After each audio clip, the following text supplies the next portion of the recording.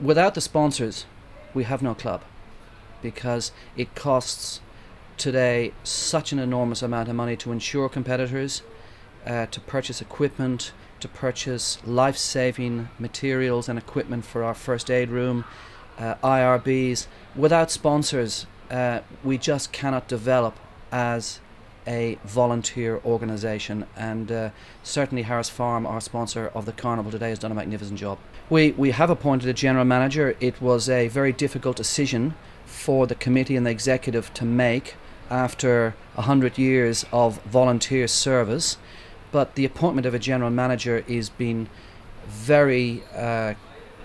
it's been a wonderful initiative for the club, and I know other clubs in New South Wales are looking at this initiative because they also realise that they have to grow their clubs.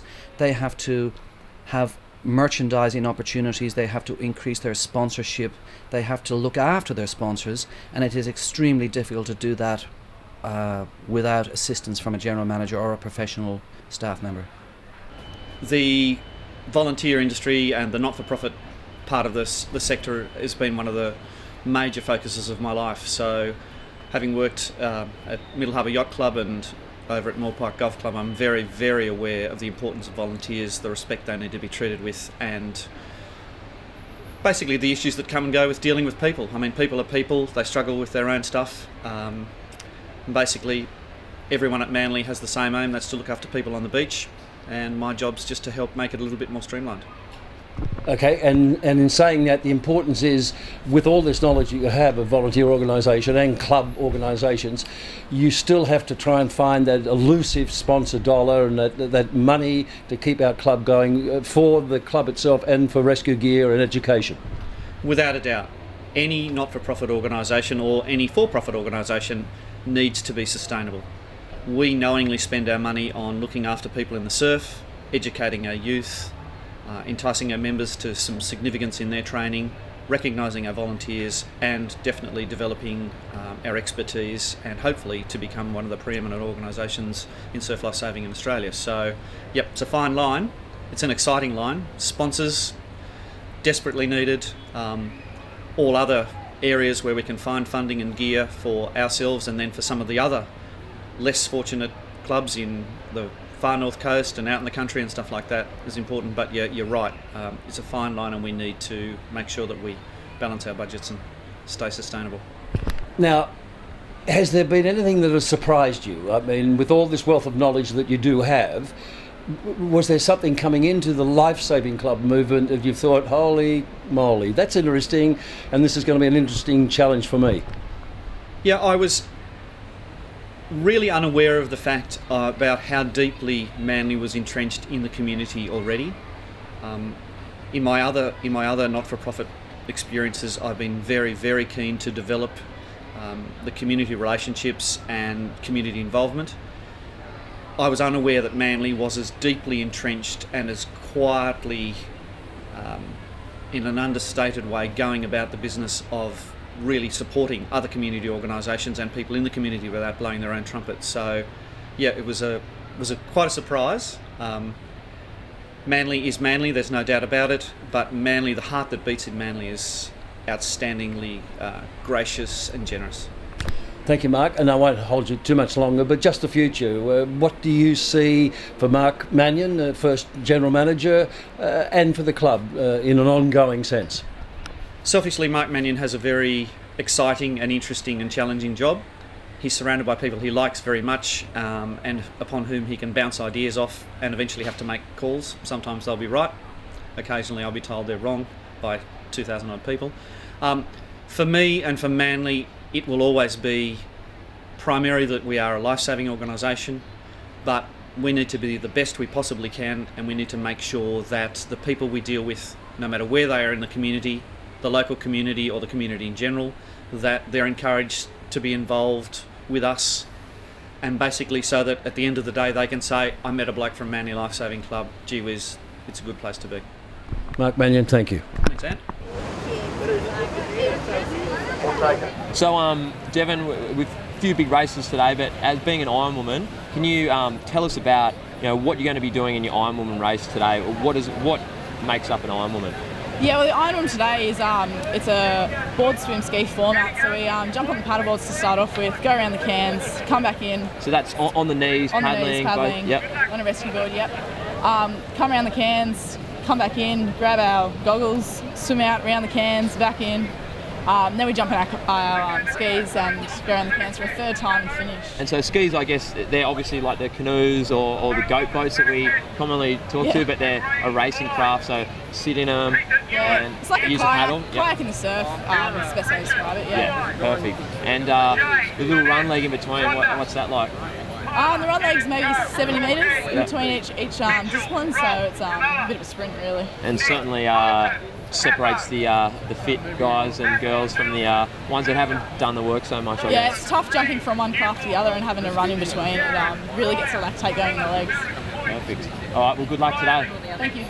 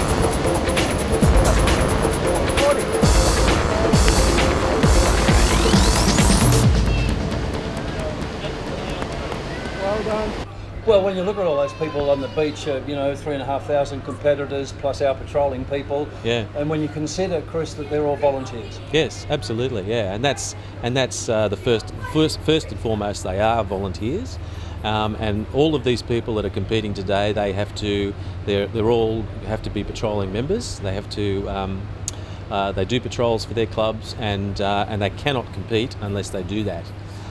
So first and foremost, community comes first, and second they compete.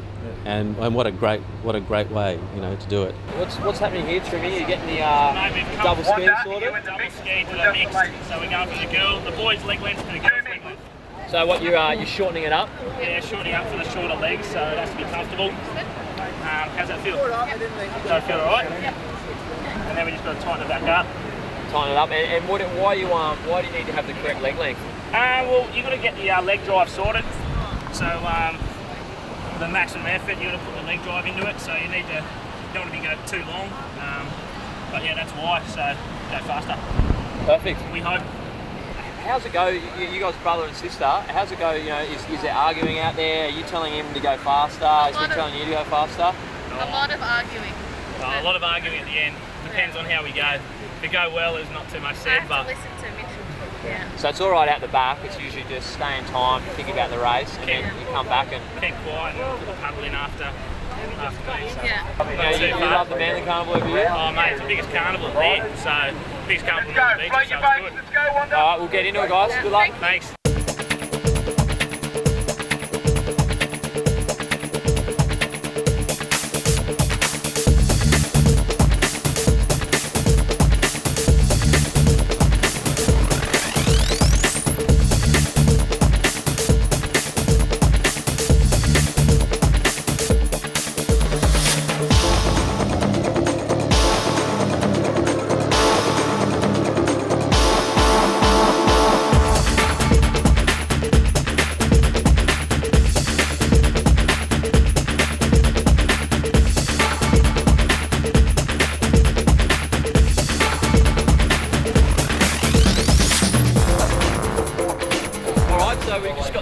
Of the open mixed double, which is obviously guy and girl. Congratulations, guys. So we've got Nick. What's it like being on the front? Oh, in a mixed double it's a bit different because you've got to control your rating. You can only really put as much effort in as you feel the boat's going fast, so I'm really lucky. The girl has got good timing and a bit of power, some good staying power through the race. so I can sort of keep a nice steady pace down, and that's why we usually end up winning. Yeah, and Sarah, how was it sitting behind Nick? Well, I get a bit nervous because he rates so slow and I tell him to go faster, but... Oh, so there's a bit of pushing from the And now, he knows what he's doing. I guess another bit of trivia, you guys go out as well, so does that help the relationship or help the racing? I can promise you this much, the relationship doesn't come anywhere near the mixed double ski.